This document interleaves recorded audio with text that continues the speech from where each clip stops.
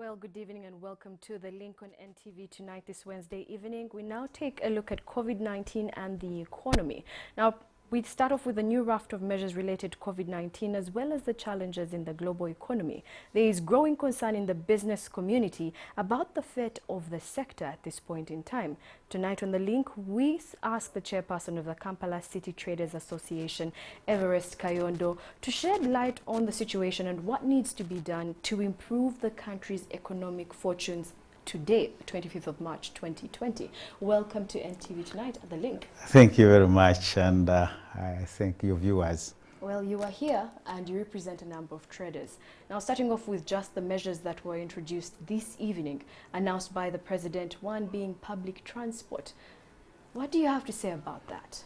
Well, that is almost half closure, half shutdown of the economy, and seriously, we are going to have challenges, especially now that most of the clients, customers, and talk about even the businessmen themselves, not all of them are self-driving, so it is going to be a real tug of war, and we are going to see just a bigger slowdown because we already were experiencing a slowdown in the economy, in the business sector. Tourism closed, but now business was also slowing down. But with these new measures, definitely it's going to be a lot more slower. Well, as you mentioned, the slowdown, the half shutdown, as we're looking at it at this point in time, the President mentioned something this evening, that it's time for businesses, taking in light this crisis, to start looking at it as a way of finding a way of avoiding human interaction, but still being able to deliver a service. As the economy in Uganda, were we even prepared for this? No, we are not prepared for it. And if you look at the infrastructure of e-commerce, we are not there. And if you look at even the knowledge itself, we are not there. And if you look at the measures, it seems it's far-fetched right now to think that we can distance ourselves from proper delivery of goods physically and human touch and human contact. But definitely already we are going through hardships, and we know we should be experiencing even harder times, given the fact that URA was already sending messages about filing tax returns. The landlords are also on the neck of the tenants. Tenants also have taken some loans from the banks, and the landlords have also taken some loans from the banks. So these are all coming and heaping on the and hurting very much on the business community, and it is really biting. Yeah, so who do we turn to? Because in Kenya, as of this evening, the President did come out with some measures that in one way or another would help with some of these. But in this situation, as the traders in Uganda, who are you looking at? We are looking at different authorities. We are looking at the authorities like Minister of Finance, because they are the policy makers. URA takes the directives of Minister of Finance. And what we are saying, Minister of Finance should look into the plight of the business community. I understand, I got a faint, maybe it was pointed to me that URA was saying that we can waive 2 months of filing returns without being subjected to penalties. That would be a good move. And definitely, if because people are not getting the salaries, and you couldn't expect them to pay as you earn, and then making these returns. One businessman has just approached me. He delivered 500 million worth of goods, and he was supposed to borrow about 90 million to go and pay for VAT once he puts in his returns, and 6% again, another 30 million as withholding tax, which would be about 120 million. That would be too much. You are borrowing, you are not being paid, and you are expected to file the returns and remit these funds. Now, going back to Bank of Uganda, time is now for Bank of Uganda also to come out clear about the policy, in especially as far as we are concerned, concerning loan restructuring.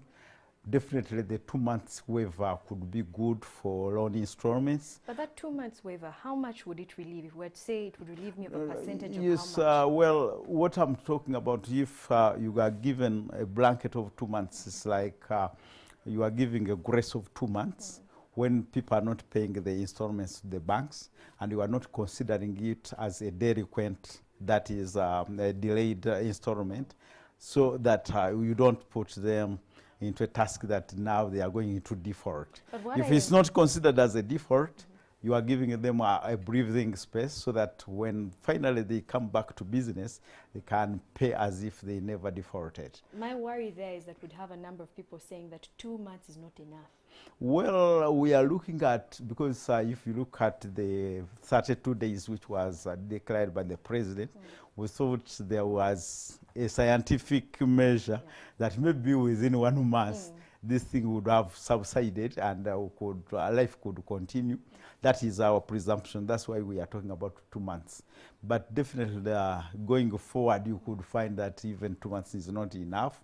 And if it spreads faster and you need another month, that would what would actually ask for. And I was looking at the cooling period, that after 1 month you would need maybe another 1 month of bringing back business to normal. Because definitely the 2 months which you have taken without sourcing goods from wherever, from these source markets, then deliveries, we were expecting the shortages to start mid-April. Now time is going to be extended now that it is not in the foreseeable future.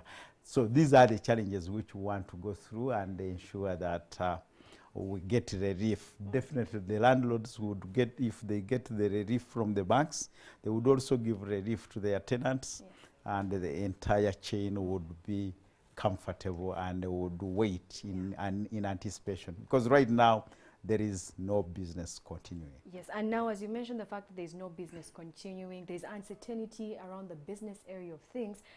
What time would we want to talk about business rescue options for distressed businesses? Well, because right now, if you look about bailout, we can't look at bailout when even government, which would have bailed us out, is also, their income is also, they are finding difficulties because they can't collect URA, the containers can't come in, so customs is out, even domestic tax is out. So definitely we would just see these reliefs.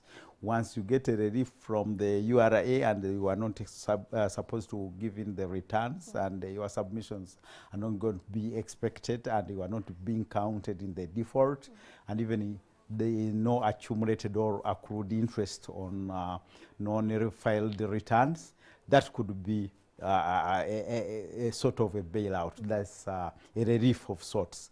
Then with the banks, if restructuring, because some of these loans have already been restructured, if this one restructuring policy is also waived and we have more than one time restructuring of the loans, or the ones which were restructured can be restructured again without abrogating the Bank of Uganda policy, again that would be good enough, and that could also be creating another relief from the Bank of Uganda. Definitely it would trickle down to the landlords, because landlords together with the tenants have been borrowing, and if they are not paying the installments to the banks, then you would expect that this would be creating another relief of sorts. Okay, now lastly, as we let you go, Ugandan traders have been getting a lot of their merchandise from China. But taking a look at how much of a reminder this is on the relevance of BUBU, Buy Uganda, Build Uganda, and local manufacturing, are we waking up to it? Have we already woken up to it?